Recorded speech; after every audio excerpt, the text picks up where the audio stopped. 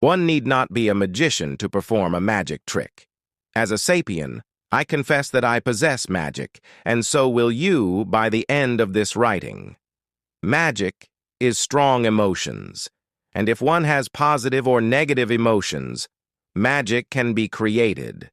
From birth to demise, we learn and discover our strengths and weaknesses, which ultimately play a vital role in shaping our present and future.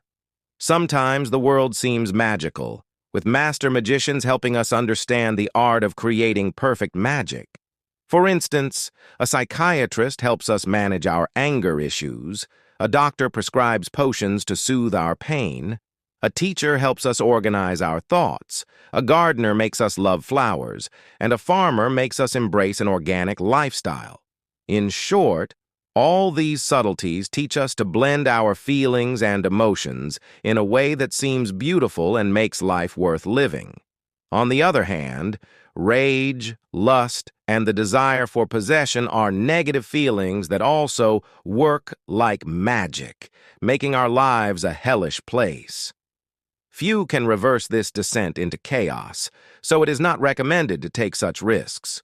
Once, two friends were taking a walk in a garden, and suddenly one started talking about his father and how caring he was.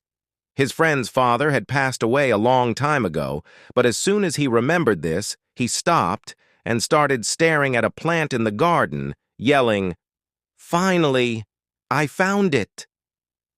His friend, who was quite upset when he was talking about his father, suddenly had a curious expression on his face and asked what he had found. "A leaf," said the first one in a goofy tone, and both of them started laughing loudly.